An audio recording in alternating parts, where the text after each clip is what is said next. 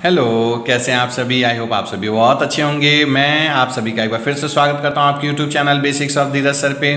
आज हम chapter first के और भी नए टॉपिक्स पढ़ेंगे। जी हाँ, class 10th RBSE CBSE NCERT का जो चैप्टर फर्स्ट है रासायनिक अभिक्रियाएं, उन्हीं में से एक टॉपिक्स आज हम पढ़ेंगे कि क्या क्या कर सकते हैं, कौन कौन से टॉपिक्स हैं जो इंपॉर्टेंट हैं, वो सब मैं लेकर के आया हूँ। और बाद में मैं पूरे कंप्लीट चैप्टर का भी एक बार रिविजन आपको करवाऊंगा। तो देखिए, आज इसके पार्ट में हम पढ़ेंगे ऊष्माक्षेपी अभिक्रियाएं। ऊष्माक्षेपी और ऊष्माशोषी ये कौन से अभिक्रियाएं होती हैं। देखिए, ऊष्माक्षेपी जिसमें ऊष्मा निकले, क्षेपी का मतलब समझिए निकलना। तो देखिए, वह अभिक्रियाएं जिसमें उत्पाद के साथ साथ ऊर्जा या ऊष्मा भी उत्पन्न होती है उसे ऊष्माक्षेपी अभिक्रियाएं कहते हैं। मतलब ऊर्जा निकलेगी। जैसे देखिए, प्राकृतिक गैस का दहन, जैसे ही आप गैस को जलाएंगे, CH4 मीथेन गैस है, O2 ऑक्सीजन की प्रेजेंस में जैसे ही जलेगा तो CO2 प्लस H2O प्लस ऊर्जा, क्या निकलेगी इसमें से, ऊर्जा। तो जिन अभिक्रियाओं में ऊर्जा निकलती है उसे ऊष्माक्षेपी अभिक्रिया कहते हैं। हम जो श्वसन करते हैं, सांस लेते हैं, वो भी एक ऊष्माक्षेपी अभिक्रिया है। आप जब दौड़ते हैं तो देखते हैं बॉडी हीट होने लग जाती है, पसीना निकलता है। क्यों? क्योंकि ऊर्जा, एनर्जी आपकी रिलीज हो रही है। ऐसे ही जो वनस्पति द्रव्य, साग सब्जियां जब विघटित होती हैं, कंपोस्ट बनती हैं, तब भी ऊष्माक्षेपी अभिक्रियाएं होती हैं। मतलब उसमें से भी ऊर्जा निकलती है। तो ये तो पहला हो गया ऊष्माक्षेपी। इसका जस्ट उल्टा होता है ऊष्माशोषी। वह अभिक्रिया जिसमें ऊष्मा का क्या होता है, अवशोषण होता है, उसे हम ऊष्माशोषी अभिक्रिया कहते हैं। मतलब इसमें ऊष्मा ली जाती है। जैसे एक एग्जांपल देखिए, AgCl है, सिल्वर क्लोराइड, AgCl। अगर आप इसको सूर्य के प्रकाश में, अगर हम सूर्य के प्रकाश में इसकी अभिक्रिया देखेंगे तो ये क्या बना लेगा, Ag प्लस Cl। अब ये AgCl प्लस ऊष्मा ये लेता है, ठीक है।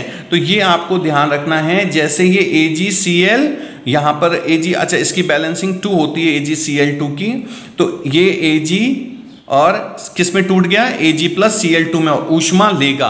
इसे ही हम कहते हैं ऊष्माशोषी। अच्छा, इन बच्चों को देखिए, ये अभिक्रिया संतुलित करना भी हम सीखते हैं। जैसे यहाँ पे क्लोरीन कितने हो गए, Cl2, लेकिन यहाँ पर तो एक ही है। तो जब भी आप आपकी तरफ से लगाते हैं तो हमेशा आगे लगाना है। जैसे देखिए, क्लोरीन 2 थे तो इसको 2 करने के लिए 2 हमेशा आप आगे लगाएंगे। इससे संतुलित करना भी कहते हैं, जो आगे के वीडियो में भी मैं आपको सिखाऊंगा, लेकिन यहाँ भी आप सीखिए।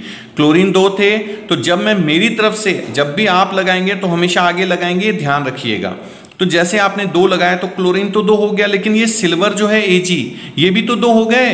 तो यहां पर तो एक ही है, तो यहां पर भी मुझे 2 करना है, तो कहां लगाऊंगा, 2 इसके आगे। समझ गए? तो इस तरह से आप अभिक्रिया संतुलित कर सकते हैं।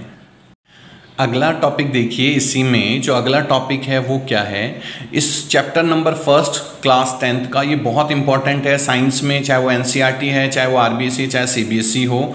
एक तो कोरोजन मतलब संक्षारण और विकृत गंधिता। संक्षारण क्या होता है, देखिए कोरोजन, आपने जंग लगते हुए देखा ना, लोहे के जो सामान होते हैं उसमें जंग लग जाता है, उसे ही संक्षारण कहते हैं। कोई धातु जब अपने आसपास स्थित, ये याद रखिएगा ढंग से, अम्ल, आर्द्रता आदि के संपर्क में आती है, तब धातु की क्रिया ऑक्सीजन तथा नमी से होकर, किससे क्रिया हो रही है, देखिए ऑक्सीजन तथा नमी, नमी मतलब जो पानी है, उससे होकर ऑक्साइड तथा हाइड्रोक्साइड बनते हैं। क्या बनते हैं, ऑक्साइड तथा हाइड्रोक्साइड। मतलब जैसे कोई धातु है, ठीक है, जब वो अम्ल और आर्द्रता आदि के संपर्क में आती है तो ऑक्सीजन और नमी मतलब पानी से क्रिया करके ये ऑक्साइड तथा हाइड्रोक्साइड बनते हैं, जिसके कारण धातुएं संक्षारित होने लगती हैं। मतलब उनमें कोरोजन होने लगता है। इस क्रिया को ही संक्षारण कहते हैं। संक्षारण के कारण वस्तुओं की चमक क्या हो जाती है, खत्म हो जाती है। तो इसमें 2 चीजें हमने क्या देखी, जब धातु जो है वो किसके संपर्क में आए, अम्ल और आर्द्रता के संपर्क में आए, और तब धातु की क्रिया किससे हो जाती है, ऑक्सीजन तथा नमी से होकर क्या बनाने लगते हैं, ऑक्साइड और हाइड्रोक्साइड, जिसके कारण धातुएं संक्षारित होती हैं। इसे ही संक्षारण कहा जाता है। उदाहरण, लोहे में जंग लगना, चांदी के ऊपर काली परत का चढ़ना। देखा होगा ना, चांदी के जो होते हैं जैसे पायल वगैरह है और जो उसकी चेन वगैरह, उस पर धीरे धीरे काली परत चढ़ने लगती है।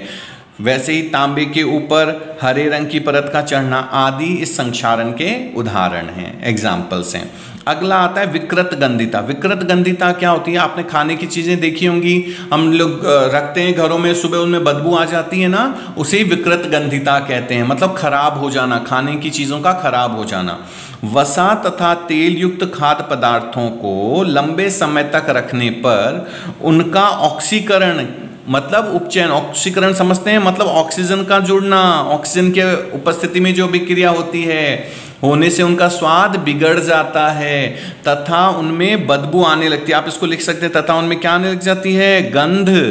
गंध आने लगती है। इसे ही विकृत गंधिता कहते हैं।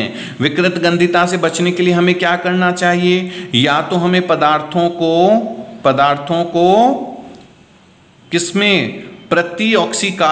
प्रतिऑक्सीकारक क्या होते हैं? प्रतिऑक्सीकारक जैसे कुछ गैस होते हैं, कारक, जैसे आपने देखा होगा जो चिप्स का पैकेट खोलते हैं उसमें गैस होती है ना, नाइट्रोजन गैस होती है, तो उन्हें प्रतिऑक्सीकारक कहते हैं। तो हमें पदार्थों को प्रतिऑक्सीकारक पदार्थ मिला देना चाहिए, जैसे नमक या चीनी भी मिला सकते हैं आप। जैसे अचार वगैरह खराब नहीं होता ना, क्यों? क्योंकि इनके अंदर तेल होता है, तो वो भी प्रतिऑक्सीकारक हैं। तो विकृत गंधिता से बचाने के लिए पदार्थों में प्रतिऑक्सीकारक मिला देना चाहिए, या फिर इन्हें वायुरोधी समझते हैं, जिसमें वायु ना जा सके, वायुरोधी डब्बों में रखना चाहिए, वायुरोधी डब्बों में रखना चाहिए। तो इस तरह से हम विकृत गंधिता से पदार्थों को बचा सकते हैं। तो ये है था आपका संक्षारण और विकृत गंधिता।